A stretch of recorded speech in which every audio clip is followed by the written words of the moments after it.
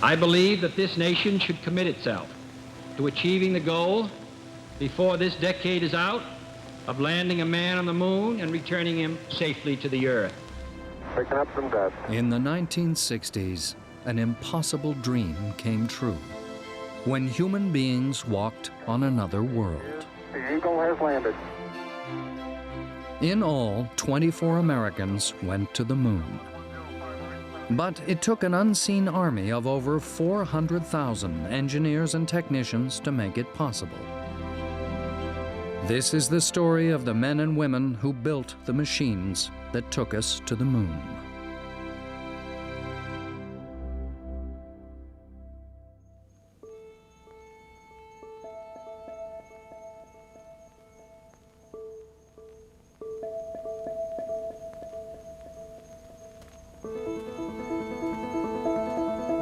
In the early 1960s, as NASA began training astronauts to meet President Kennedy's challenge, it realized there was one key area of expertise it knew nothing about.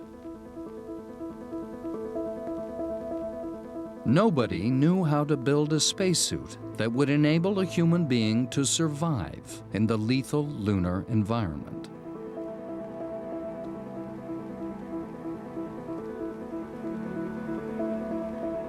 There was enough cartoons and little movie clips and stuff like that around that you had this excitement about space. But you had no clue.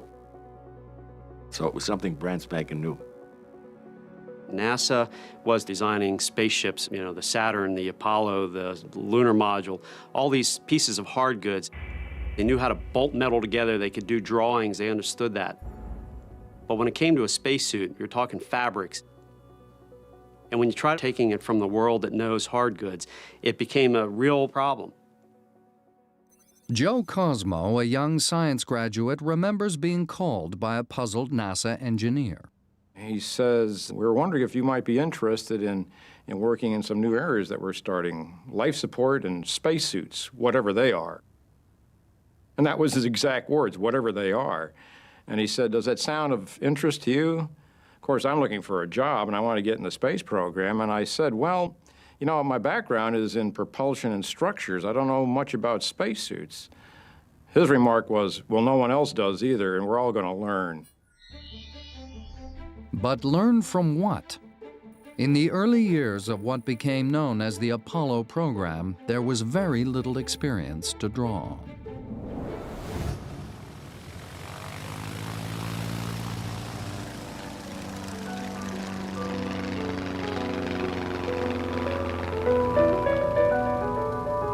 The first man to wear the sort of suit the astronauts would need was U.S. aviation pioneer Wiley Post. In the 1930s, Post commissioned a flying suit for an attempt on the world altitude record.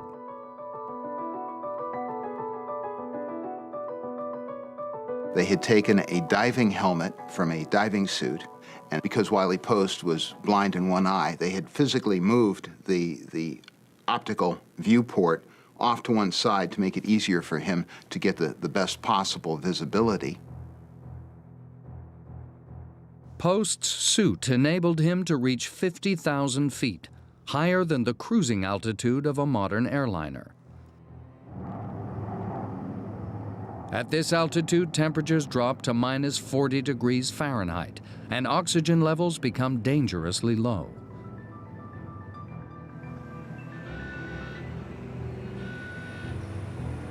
Over the next 20 years, rocket planes took men even higher.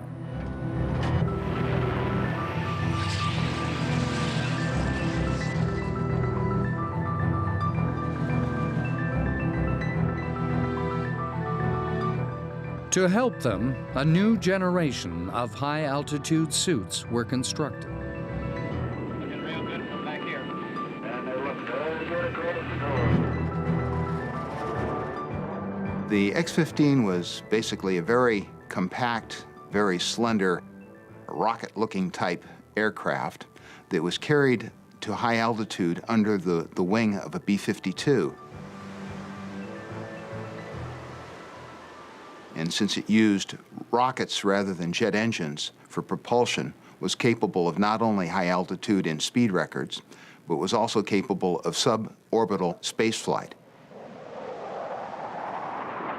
It was followed in 1959 by America's first space program.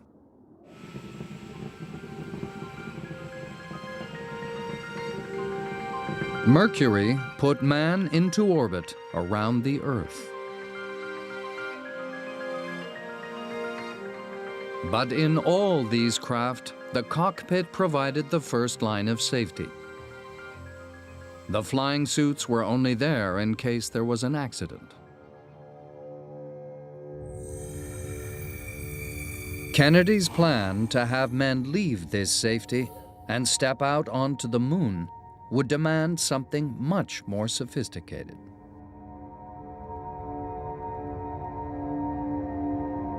To illustrate the challenge, NASA introduced the U.S. public to a new cartoon figure, Andy Astronaut.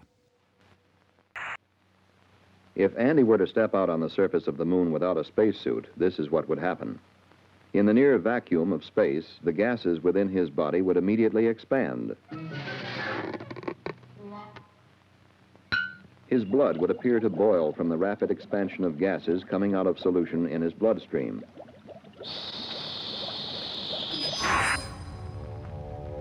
Andy would soon feel the effects of another condition of space, lack of oxygen.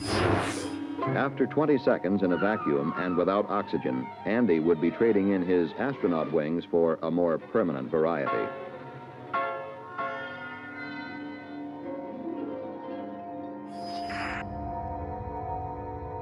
The problem was to build a spacesuit that could be pumped full of air to compensate for the lack of atmosphere, but also remained supple and flexible.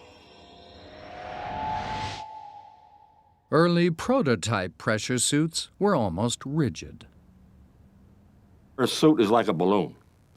You know, if you're going to have 3.5 psi inside it and vacuum outside it, then something has to keep all that air in. So think of the suit as a balloon. And if you have a cylinder, which is what we made, it's very difficult to bend it. NASA realized it needed to draw on new areas of expertise. And in 1962, tenders were invited from U.S. industry to build the first Apollo spacesuit. 8 companies submitted proposals. Most were well-known names in the aerospace industry, but one was not.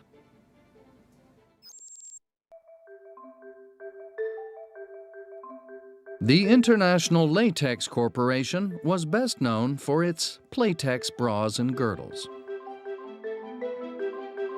The company was the rank outsider, but it had one big advantage. It didn't know much about space, but it knew more than any of its competitors about making flexible rubber clothes that moved with the human body. We had a lot of experience with dipping rubber products such as ladies' bras and girdles and things of that nature, so we knew we might have a good in with building a great suit. The company's prototype was based on a series of flexible rubber joints. The elbows and the joints all flex because of this system right here. It was a convolute, and a convolute is really nothing more than a rubber dip part that has all these little ridges to it. It allows the air to compress on either side and move about so that you weren't fighting against a pressurized cylinder. So where your elbow flexes and your knee flexes and your ankle flexes, this allows that to flex back and forth. In addition, it has these metal cables right here, and these take the load of the suit, because when the suit's under pressure, it's under tremendous load, and you don't want those legs growing any longer, the arms growing any longer. So all the strength within that suit, because of the pressure, has to go through these metal cables right here on either side. And they also act as a hinge, because as this suit's flexing and walking about on the surface, or you're bending your elbow, these cables right here allow it to flex back and forth. It was simple and obvious but nobody else had anything quite like it. And in April 1962, NASA took a gamble and awarded ILC, as the company became known, the contract to build the Apollo spacesuit. But there was a catch. ILC knew all about rubber clothing, but had almost no experience of handling major government contracts. So NASA appointed another company to oversee the whole operation. Hamilton Standard was an established engineering facility that had originally pitched for the whole contract. The company's engineers were surprised and delighted to have a role in the program. When I told my girlfriend I was going to go work on putting a man on the moon, she asked me what I had been drinking, was I sure I was sane, and a few other things like that. But the wedding between Hamilton and ILC was a marriage between two very different companies and would, in the years to come, cause NASA deep concern.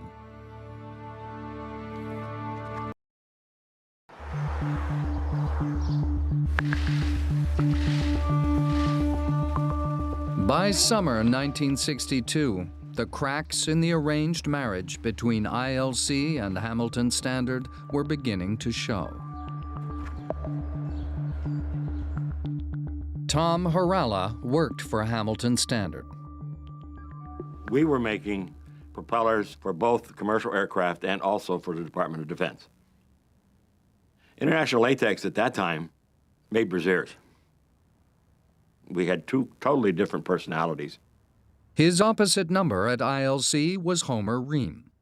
There was always this skepticism of Hamilton Standard's appreciation for our technology and our concern for Hamilton Standard, not thinking that consumer products people are capable of doing this job.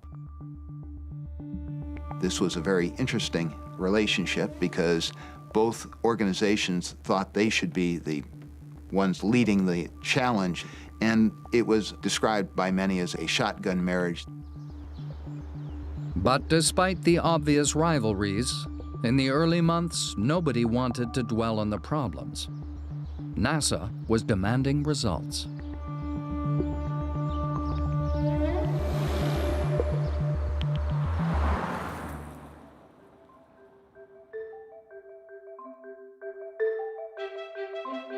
At ILC, the first suits were turned from prototypes into production models.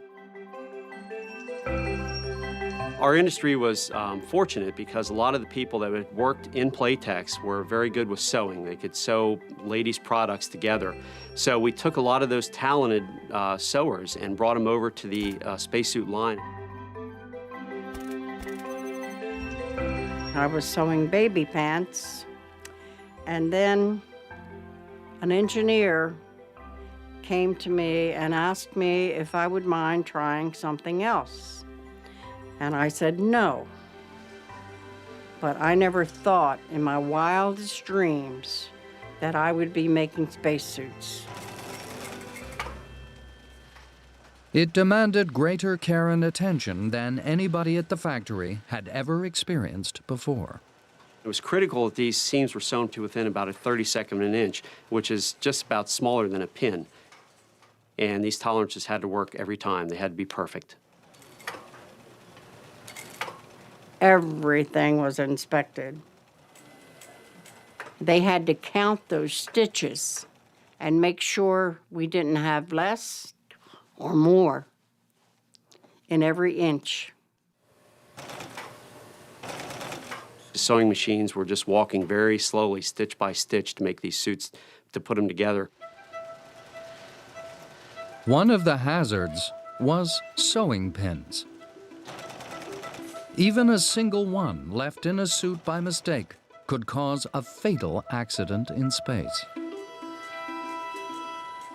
Eleanor Foraker was expected to keep track of them. She gave each seamstress different colored pins so she could trace who had done what. I was walking by an inspection table one day, and I saw a pin.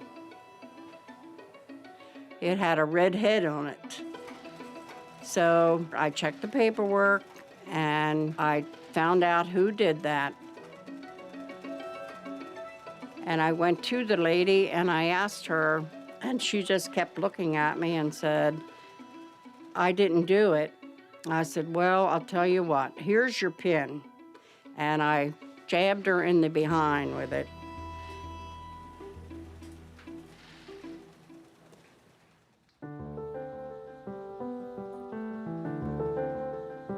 Meanwhile, at Hamilton Standard, engineers were facing a different set of challenges. Their job, as well as supervising the contract, was to build the life support system, the backpack that provided the astronaut with oxygen and kept the spacesuit pressurized at a comfortable temperature. They called it an environmental control system. It was Earl Ball's job to design it. Nobody had ever done this before. We were going to make effectively a little space vehicle with a suit and this environmental control system. One of the challenges was to provide the maximum oxygen for the minimum weight. To do this, Ball used what's known as a rebreathing system. Now, normally when you breathe, you exhale oxygen and CO2, and that is just blown away, and you waste all that oxygen that you've just exhaled. Hamilton's system removed the carbon dioxide from the exhaled oxygen by passing it through lithium hydroxide. It meant the same oxygen could be used over and over again. It was at least 20% more efficient than a traditional aqualung.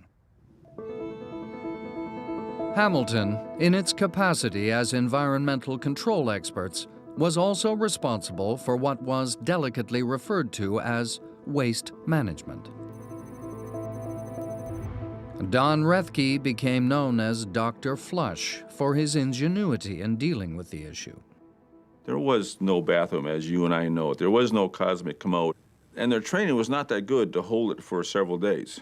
So they needed some degree of body hygiene, if you want to call it.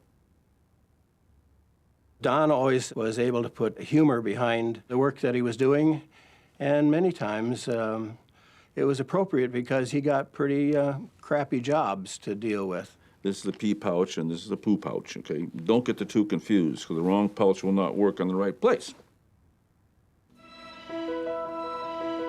Gradually, piece by piece, the life support system came together. What nobody realized as they started to test the suit was that there was a potentially lethal flaw.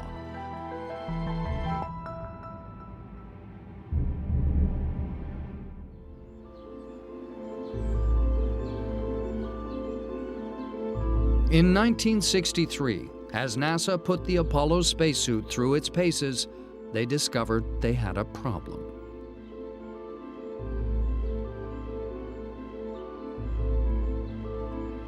Everybody had assumed that cool air pumped into the suit from the backpack would be sufficient to regulate the temperature. But as astronauts now started to use the suits, they were becoming dangerously overheated. NASA panicked. In October of 1963, NASA gave Hamilton a 2-week ultimatum to demonstrate a solution to the astronaut cooling problem. The whole program is in jeopardy. It was a threat that we would lose our contract if we didn't measure up to NASA's requirements. Unfortunately, that wasn't as easy as people expected. Dave Jennings was charged with finding a solution in record time. He was shown designs of a British garment which used water-filled plastic tubes. Jennings set up an experiment to see how well it worked. Harlan Brosey was his test subject. We wrapped his arms and legs in PVC tubing. We then put a sweatsuit across my body. Then, in addition, to make sure that we didn't evaporate anything off of the sweatsuit, we put a plastic suit over me, plastic boots, plastic gloves, plastic all over, so that no water could possibly get away from the body. Including my head, I believe, was covered with a plastic bonnet. The idea was to ensure that none of Brosey's body heat could escape. Then the PVC tubes were hooked up to a bucket of iced water. Well, when they turned on the cooling, it was just like jumping into Lake Superior. Man alive, was that cold. And then the treadmill wasn't running yet. I said, turn on the treadmill. Let's get warmed up a little bit. And the treadmill was slanted at different elevations to make him produce the kind of effort he would if he was climbing a steep hill and walking fast, doing a great deal of exercise. The cooling effect was very comfortable. I don't recall cold spots or hot spots. The system worked well, and NASA charged Hamilton with building a water-cooled undergarment. The cool water flowed into the connector and through the tubing to be circulated around the user's body. There were hundreds of feet of fine tubing running over the entire body. Then the water flowed back through the connector to the portable life support system to be recooled. But how would it be recooled? It was now that Hamilton came up with an extraordinarily clever piece of technology. The sublimator is a metal plate with microscopic holes inside. On one side you have water. On the other side you have the vacuum of space. Inside the metal plate, the passages are so small that you can freeze water, but it does not cause the plate to buckle or damage. Water is circulated over the freezing plate. Microscopic quantities of ice in the plate evaporate into space, removing heat and cooling the water. But the bulk of the plate remains frozen, acting as a seal between the water in the backpack and the vacuum of space. Very simple, no linkages, no pumps, no valves, no sensors. Very, very simple system. Amazing invention. It was neat, but added a whole new water circuit to the backpack, potentially doubling its weight and size. I didn't think we'd ever get a package. I mean, we're adding all these water components and still trying to keep this backpack down to the size that we had before. I think it was about 3 times the job, quite frankly, even though I only added one more circuit. It was a real challenge. Ball eventually juggled the pieces together, so there was only a small increase in size. Hamilton's system would become the standard method of keeping astronauts cool in space. That was very good.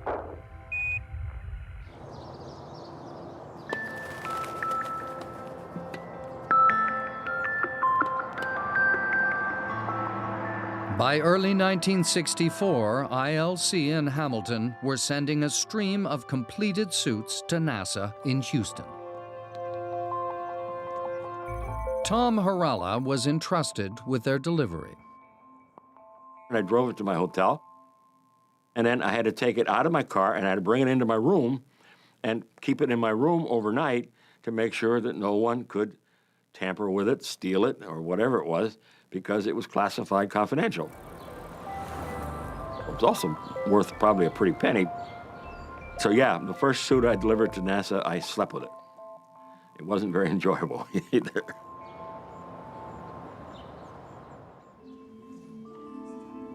Almost immediately, NASA began to reject them.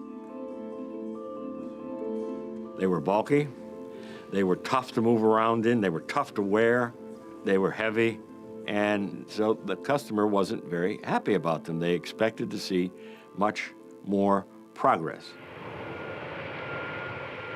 One of the tests was in an aircraft that was used to simulate lunar gravity. You had to be able to fall on your back like a turtle and then successfully get back up without any assistance.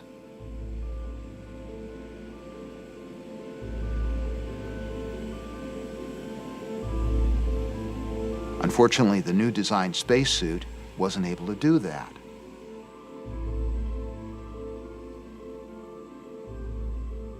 There are laws of physics that say you can't do certain things.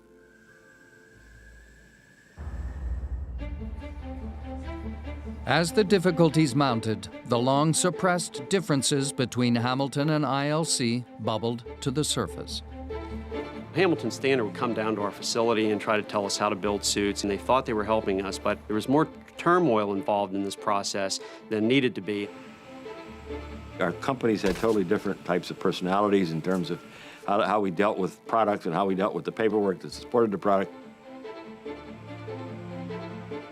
Here we are trying to build a suit that the industry would find acceptable, and it just wasn't working. It was a very poor marriage, and it just didn't work.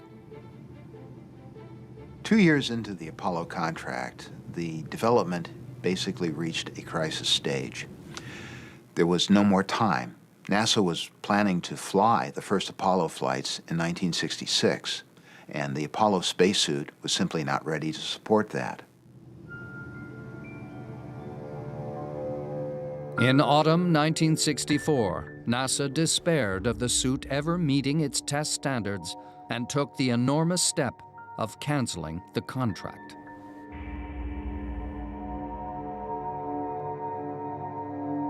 The Apollo program was without a working spacesuit, or even anybody to build it.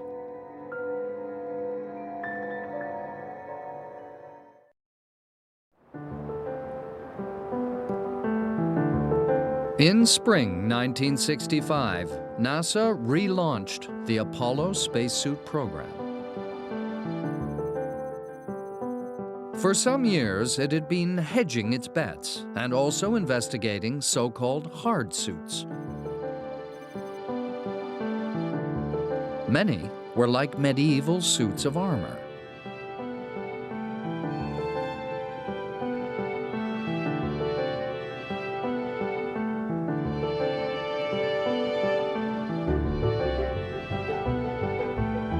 Yet, try as they might, the designers of these remarkable garments couldn't reduce their bulk. And NASA once more solicited proposals for a soft suit. Once again, Hamilton Standard submitted a design. So did ILC. The two old partners were now in competition. We only had 6 weeks to develop this suit and put it into the competition, which was quite a challenge. So we had engineers working around the clock. They were breaking into rooms to try to get parts they needed because they'd be there at 2 in the morning trying to put the suit together. It was a frightening time in the factory. The only thing that kept it from being desperation, I would guess, was our dream that we would be successful.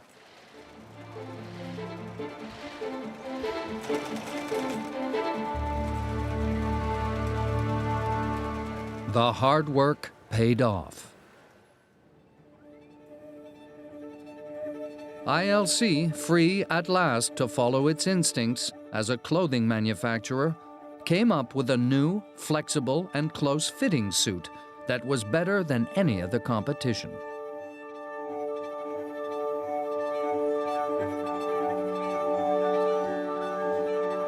We ended up winning the competition because our suit had great flexibility. It was built the way we wanted to build it. It had great narrow shoulders. You can look at the pictures and see how tapered this suit was compared to the other two suits. The administrative difference was that ILC was now contracted directly to NASA. Hamilton was awarded a separate contract to continue building the life support system. The two companies were equals, and NASA would keep the peace between them. The suit now consisted of 3 separate garments. The water-cooled layer,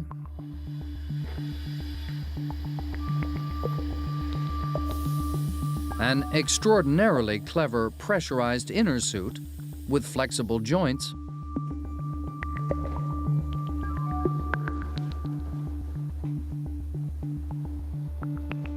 and a white outer garment finished in a toughened nylon fabric that provided protection from the extremes of temperature in space. These can vary from -300 degrees Fahrenheit in the shade to +300 degrees in direct sunlight.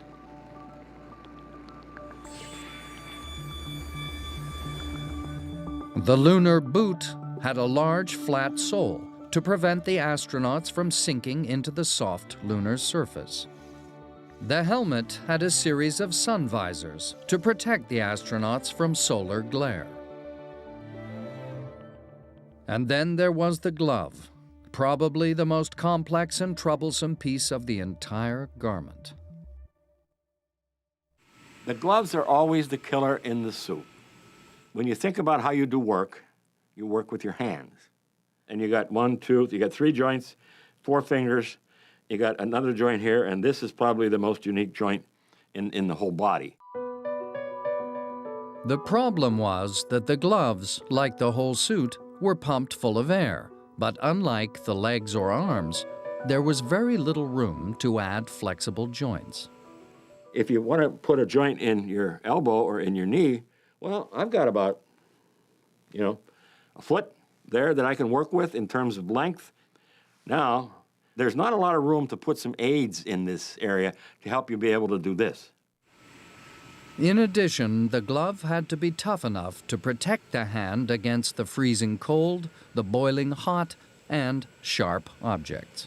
You wanted a glove that could pick up a dime but stop a bullet, and it was very difficult to do at the time. After various permutations, the outside was eventually made from a brand new material called Mylar.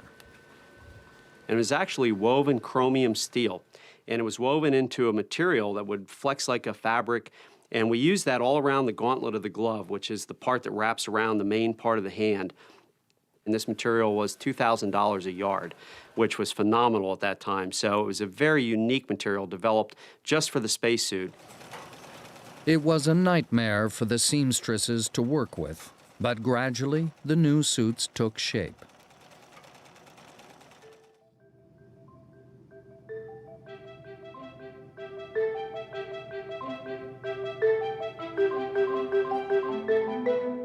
As the suits rolled off the production line, they were exhaustively tested. The company's guinea pig was Tom Sylvester.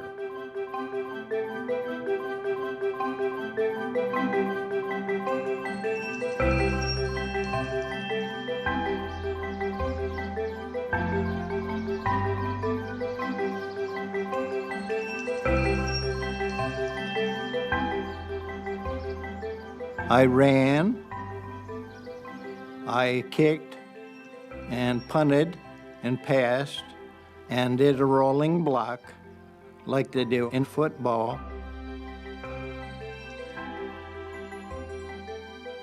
From the rigid bladder of just 5 years before, the suit had come a very long way. It was still pumped full of air like a balloon, but it moved like a normal suit of clothing.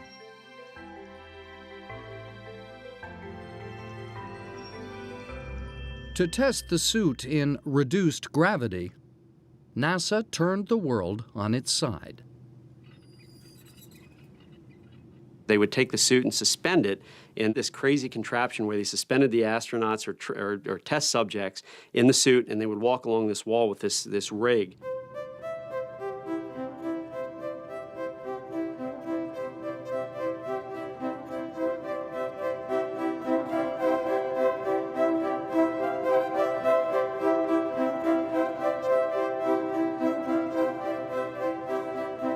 Dave Jennings tried it out. I had free use of my legs, both legs, independently. I could jump and bounce around, and just like the pictures of the actual astronauts on the actual moon. Exactly. I did the same thing, big leaps and bounds. I found out that I could do somersaults, and I found out I could do backward somersaults, which is something that I always wanted to be able to do. These backward somersaults were so much fun that I did a dozen of them. And here were all these engineers standing around watching me, with their mouths open, I suppose.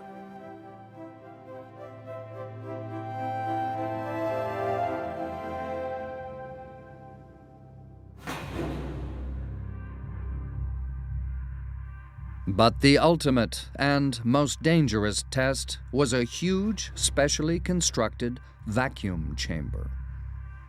They were able to pull all the air out to create a big vacuum, just like it would be on the moon. That way we could test our suits to make sure there was no leakage. One such test narrowly avoided disaster.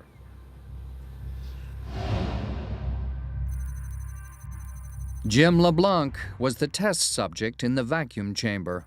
Cliff Hess, the supervising engineer outside. Jim, while you're exercising, I'd like you to stay intermediate all the time, okay? I'm pretty cool right now. Okay, well, you'll warm up here in a minute, so let's stay right here if you can stand it. The testing started just normally, like they all do. And Jim was at a vacuum in the spacesuit. Well, I feel pretty good here. With all the air sucked out, all that protected him was his pressurized suit. Then something happened. I heard over the headset that he was losing suit pressure. The tube pressurizing his suit had become disconnected. He was in serious danger. There really wasn't any feeling. It was just happening so fast, you know, trying to get the chamber back to a safe pressure and Jim to a safe pressure. He was inside the suit. As I stumbled backwards, I could feel the saliva on my tongue starting to bubble just before I went unconscious. And that's kind of the last thing I remember. Essentially, he had no pressure on the outside of his body, and that's a very unusual case to get, and there's very little in the medical literature as to what happens when you have that. There's a lot of conjecture, you know, that your fluids will boil. Within 25 seconds, a co-worker sitting in a partially pressurized antechamber and wearing an oxygen mask was able to dash in. At the normal rate of repressurization, it would have taken 30 minutes to make the chamber safe. Hess repressurized it in just over a minute. That's much, much faster than you would ever come down in an airplane. It would really hurt your ears if you did that. Finally, it was safe to let a doctor in. Miraculously, LeBlanc had already regained consciousness.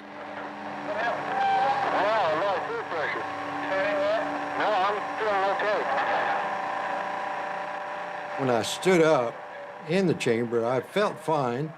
My ears ached a little bit from the course of rapid repressurization, and that's basically the only effect I had.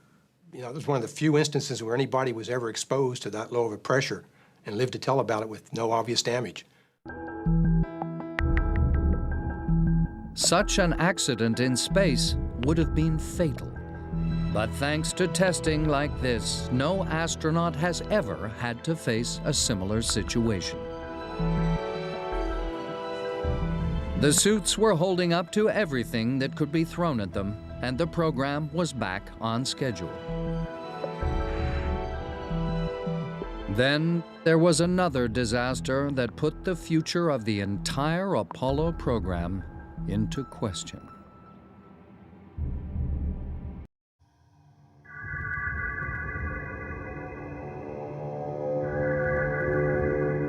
On January 27, 1967, the Apollo 1 command module caught fire during a practice countdown.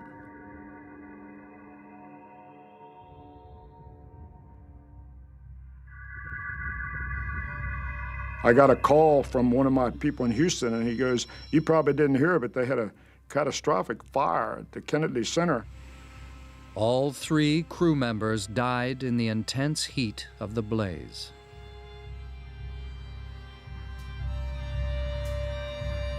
That was quite a shock. I almost had to pull over to the side of the road, catch my breath, because I thought, well, this is the end of our future. The program started to just churn. Churn and churn and churn. NASA demanded that all inflammable material be removed from the outside of the suit. But what to replace it with? I felt as though this was going to probably be the biggest of all the challenges yet. And then when we got into it, it proved me to be right in spades. It was bigger than any challenge we had gotten into.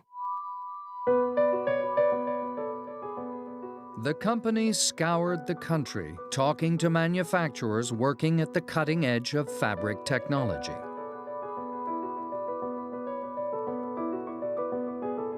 They needed something that was tough, flexible, and non-flammable.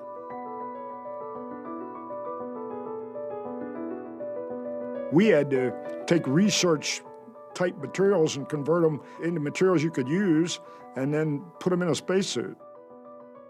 It was a horrendous effort by a lot of people.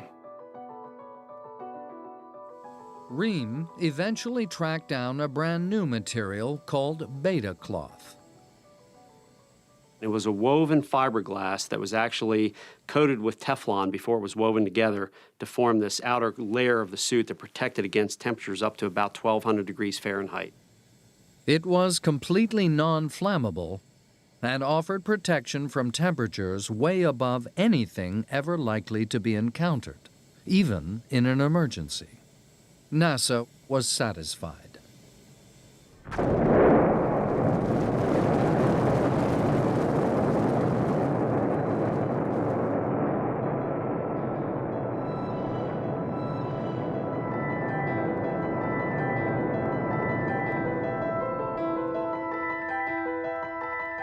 Apollo missions 7, 8, 9, and 10 took men into space without a hitch. Then came July 1969, and the biggest test of all. Okay, Neil, we can see you coming down the ladder now. I'm going to step off the limb now. As the Apollo 11 astronauts stepped out on the moon, the world celebrated.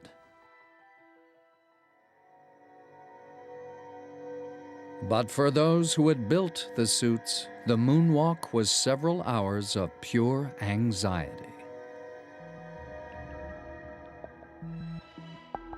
As Neil Armstrong came down the ladder and they started doing their things on the moon, I had a smile on my face, but in my stomach were all these butterflies. We've worked hard for about 8 or 9 years to make this happen. And when you actually see it happening, one side of your mind is saying, is this real? The other side is, wow, this is great. I just hope he doesn't fall over. When the astronauts started jumping up and down, we were concerned that the pressure garment underneath of the outer layer could come up with a small leak or something like that. And we didn't want any accidents. Every time they stumbled or tripped or fell, it was kind of like a little white knuckle grab and gulp a little bit. The astronauts were obviously euphorically enjoying what they were doing and seemed to be ad-libbing a little bit of activity as they were going on. And every time this ad-libbing would come up, I could think of nothing but, please go back up that ladder and get back into the safety of that lunar module. All I could think of was the world is looking at ILC right now, and we need to get this over with.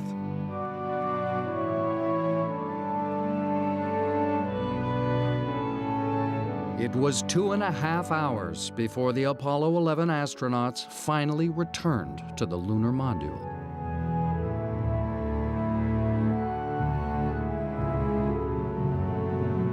When he went back up the ladder and shut that door, that was the happiest moment of my life. It wasn't It wasn't until quite a while later that I reveled over the accomplishment.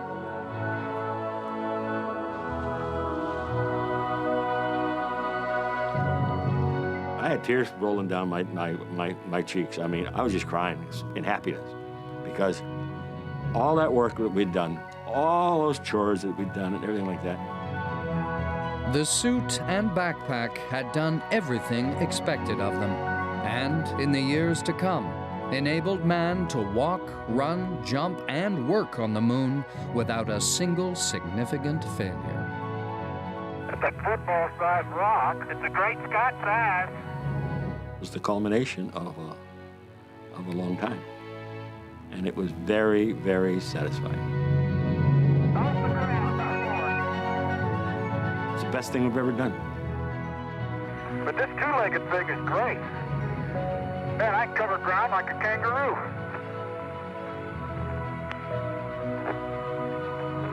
How'd you like that? Beautiful maneuver there, Charlie. What do you do for an encore? It's the old boulder rolling trick. Don't hit the rover. Right, Charlie. Think you've got a lot of it on you, too. No, that's okay. Hey, John, this is perfect with the limb and the rover and you and the old flag. Come on out here and give me a salute.